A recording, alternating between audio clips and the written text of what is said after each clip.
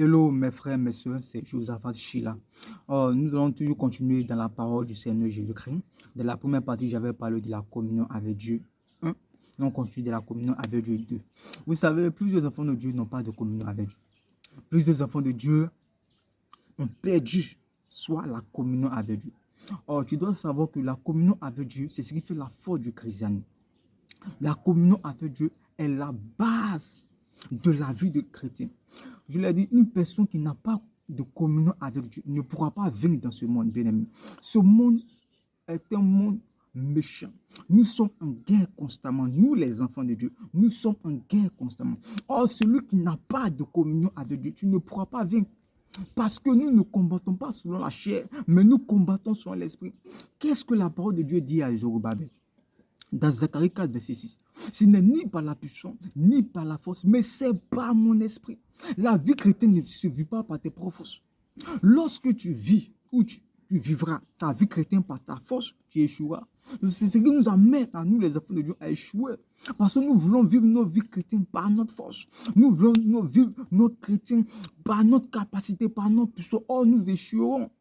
Pourquoi? Parce que qu'est-ce qui te donne la force de vaincre la chair, le monde et sa convoitise? Plusieurs enfants de Dieu sont égarés dans ce monde. Ils sont perdus dans ce monde. Mais qu'est-ce qui nous donne la force? Nous allons voir cela dans le livre de 1 Jean 1 à partir du verset 3. Qu'est-ce que la Bible déclare? La Bible dit, ce que nous avons vu et entendu, nous vous l'annonçons à vous aussi, afin que vous aussi, vous soyez en communion avec nous. Or, notre communion est avec le Père et avec son Fils Jésus-Christ. C'est ta communion avec le Saint-Esprit qui te donne la force. La communion nous transfère de l'autorité. La communion avec le Saint-Esprit nous transfère la grâce du Seigneur Jésus. La communion avec le Saint-Esprit est la base du christianisme. Est la base du christianisme. De Genèse à l'Apocalypse, toutes ces personnes qui ont reçu la marche avec Jésus-Christ, ce sont des personnes qui avaient une communion avec Dieu. Si tu n'as pas de communion avec Dieu, tu échoueras lamentablement de la vie chrétienne. Car c'est de la communion que Dieu va te révéler ta destinée. C'est de la communion que Dieu va te révéler à quoi il t'a appelé. C'est de la communion que Dieu va te donner la marche à suivre. C'est de la communion avec Dieu que Dieu va te révéler ta mission.